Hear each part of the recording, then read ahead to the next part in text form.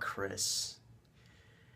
You little miracle, you. You sitting there with your beady eyes and your slight touches of acne that you probably don't care about because if you try to care, your sister's just gonna make fun of you.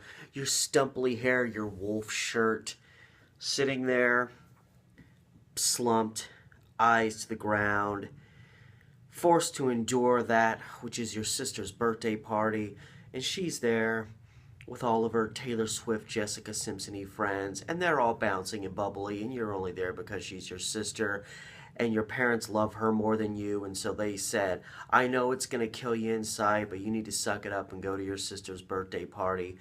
And we're going to go to a redneck casino bar just outside of Eureka, California, heading up into the mountains of nowhere, real solid redneck country. And they're going to get up and embarrass the shit out of themselves doing horrible renditions of horrible songs that never should have been done karaoke style anyway. And you're going to have to sit there dying a little bit inside with every word they sing. And you're going to have to endure the whole thing. You, Chris. But it's okay. You know why? Because you're about to set the world on fire.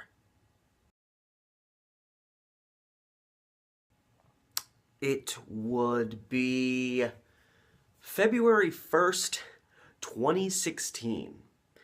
I was on a wee bit of a road trip with my girlfriend. We traveled from Portland. We made it all the way down to the Redwoods, a little past Eureka. And we're heading back. We're starting to return northbound, but we need to stay somewhere for the night. And even like it gets to be 5, 6 o'clock at night, we don't really know where we're going to stay for the night. And we stumble onto a casino that's a little off the beaten path, just east of Eureka. And we find a room, and we stay there. And, you know, it's our last night before we force our way back all the way to Portland. And it's a pretty nice place. We go down to this little bar, and we think, okay, this is going to be fun. We'll have a drink or two, and we'll have a good time. The drinks have like a thimble of booze in them, but they're $9 frickin' bucks for, you know, a glass that big. But, you know, I knew what I was getting into, and I dropped $9 on what essentially was soda with a thimble of booze in it. So the drinks aren't that great, and we are forced to endure these frickin' redneck girls that are doing karaoke because one of them is having her birthday. And I'm looking over and I see this guy there. I don't know who he is. Obviously, he's just some other random person here. And he's just kind of got this dead look on his face. He's wearing his wolf shirt. He's got stubbly hair that kind of looks like it hasn't been washed in a few days. And I'm just like, and I tap my girlfriend and I'm like, look at this poor kid over here. I guarantee you one of these chicks is like his sister and he doesn't want to be here. But he has to because his family made him. And these girls are just going up one by one. I think at one point they all went up there together and, you know, they start playing whatever country-ish song is popular that weekend. And they're up there.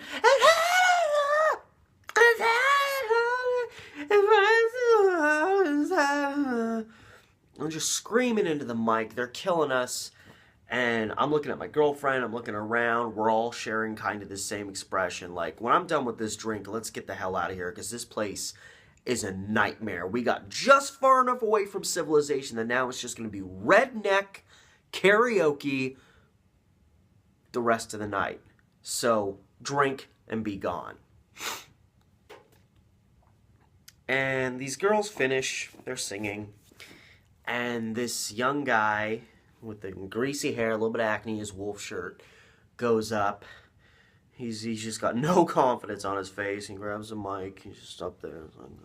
As everybody else is doing karaoke, I guess I will. And they're like, hey, this is Chris. And he, for karaoke, is going to be singing Billy Joel's New York State of Mind. And I'm like, son of a fucking bitch. Billy Joel is my favorite musician of all time. He is number one. He is my favorite. There is, to me, Billy Joel and everybody else.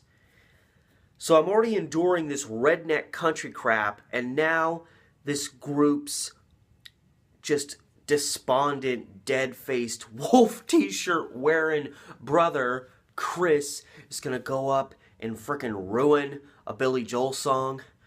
I don't only want to get out of here, I'm getting homicidal. I can't deal with this guy. He's gonna get up there and he's gonna be like, some folks like to get away, take a holiday. And the music starts, and I'm looking at my girlfriend. I'm like, no, this isn't happening. This just can't be happening. This is my nightmare. And and the music's playing. I'm like, okay, well, at least I'm getting to hear the music, enjoy the music, because this kid's about to start singing. And then the lyrics come, and I couldn't even replicate it if I wanted to. Just, some folks like to get away, take a holiday from the neighborhood. He freaking killed this song. And when someone's your favorite, you know all the little nuances of their songs that other people don't really notice, these little certain ways that they'll turn a word or whatever. You know all those. He was hitting all those little things. Like when he says, hop a flight to Miami Beach or to Hollywood, and it kind of hangs. It's like, Hollywood. Kind of. He was hitting those, too. This guy was like this closeted Billy Joel, not a doppelganger by any means, but he was like a savant. And I kept waiting for him to finally just break and choke, and he'd get through the first verse and be fine, and then he would just start like losing his voice or something.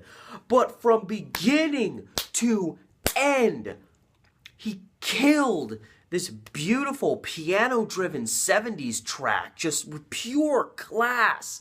And he's just like dead-faced the whole time. He's just doing the like nervous guy shuffle back and forth. But he killed a song. Again, Billy Joel's my favorite. If this guy is even remotely crappy at the song, I'm going to notice. But that night in the hills outside of Eureka, this guy said, I want to sing Billy Joel's New York State of Mind. And I'm going to sing it from the heart. And he freaking slayed it. I wanted to get up there and sing karaoke. I was almost jealous. He was so good. I was like, I want to go up there and sing a freaking Billy Joel song. Chris, you think you're so awesome? And it became this thing. Like, I'm watching his sisters over there, and they're like, oh my God, he's singing one of his weird, like, old man songs. And they're just sitting there like this. I'm like, bitch, you wish you could sing like that. Completely revived the whole night. I mean, we still left shortly after, because after Chris was done, it was back to the same old shit. But Chris, I don't know his last name. He's just Chris. And he's idolized between us. I'll just mention Chris to my girlfriend. And it's like, she knows who I'm talking about. Hey, remember Chris? It's like, oh, Chris. He is like a figure. Like Madonna. There's Chris. Totally revived the night. Saved everything. Made me feel amazing. So, I don't know. I don't know if this family was from the area, if they were visiting, what. But Chris, just to let you know, these couple of years later, you killed New York State of Mind. You took that bitch and you owned it. I don't know. I started listening to Billy Joel on Spotify, and New York State of Mind came on. I was like, Chris, oh my God, you sweet, amazing breath of fresh air from Jesus himself. And all of a sudden I was like, I've never told this story, and it's such a random occurrence. It's such a random little thing. And if I didn't really like Billy Joel that much, it wouldn't really be that great of a story. I'd just be like, hey, this guy went up there and sang pretty well. But it was how he looked, and it was just like the societal norm was to look at this guy and say, well, this is gonna suck. Hell, that's what I was saying. I was like, you're gonna botch Billy Joel in front of me, you son of a bitch. And he proved once again that we're all just a bunch of judgmental jackasses just passing judgments left and right before giving someone the opportunity to go up there and blow your mind and show, hey, just because I haven't showered in 5 days doesn't mean I don't have talent, doesn't mean I don't have passion. And he went up there and he made us look like a bunch of jackasses.